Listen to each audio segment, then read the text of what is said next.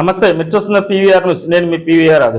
వరకపటిశాల జల సాధన సమితి ఆధ్వర్యంలో ఎమ్మెల్సీ లక్ష్మణరావును కలిసి తమ వంతు మద్దతు ఇవ్వాలని కమిటీ సభ్యులు కొత్తపల్లి హనుమంతరెడ్డి, పల్నాడు శ్రీను, బత్తుల వీరయ్య, బండారు సుబ్బారావు, బత్తుల గురవయ్య ఆయనకు వినతిపత్రం అందజేశారు. ఈ సందర్భంగా ఆయన మాట్లాడుతున్నారు. చూద్దాం.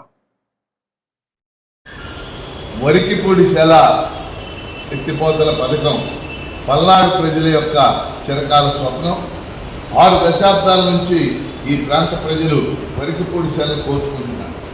పక్కనే నాగార్జున సాగర్ ఉన్నప్పటికీ కూడా వెల్లుర్తి, దుర్గి, బొల్లాపల్లి ఈ మండలాలన్నింటిలో కూడా సాగునీరు, తాగునీరు తీవ్రమైనటువంటి సమస్యలు ఎదుర్కొంటూ ఉంటారు. అందువల్లనే వరికిపూడిశాల మరి అది ఏర్పాటు చేయాలని మేమందరం కూడా అనేక సమావేశాల్లో కోరటం జరిగింది.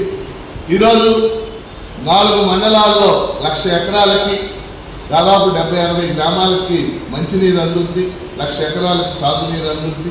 దీనికి సంబంధించి ఎట్టకేలకు అటవీ శాఖ, కేంద్ర అటవీ శాఖ పర్యావరణ అనుమతులు రావడం అనేది చాలా సంతోషకరమైన విషయం.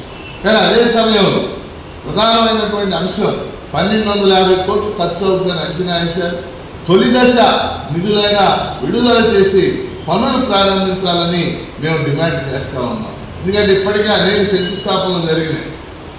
చంద్రబాబు నాయుడు శంకుస్థాపన చేశారు, రాజశేఖర రెడ్డి శంకుస్థాపన చేశారు, ఇటీవల మళ్ళీ జగన్మోహన్ రెడ్డి గారు శంకుస్థాపన చేశారు. శంకుస్థాపనలు పక్కన పెట్టి పనులు ప్రారంభించాలని డిమాండ్ చేస్తున్నాం. ఆ మేరకు శాసన మండలిలో ఇంతకు ముందు కూడా నేను ప్రశ్న ఇవ్వడం జరిగింది. రాబోయే సమావేశాల్లో కూడా నేను ప్రశ్న ఇచ్చాను. అది అడ్మిట్ అవుద్దని, దానికి సమాధానం వస్తుందని ఆశిస్తున్నాను. ఏదేమైనా పార్టీలకు అతీతంగా వరికిపూడిశాల పల్నాడు ప్రజల కోరికని మరి అందరూ కూడా ఆమోదించి నెరవేర్చాలని నేను డిమాండ్ చేస్తాను.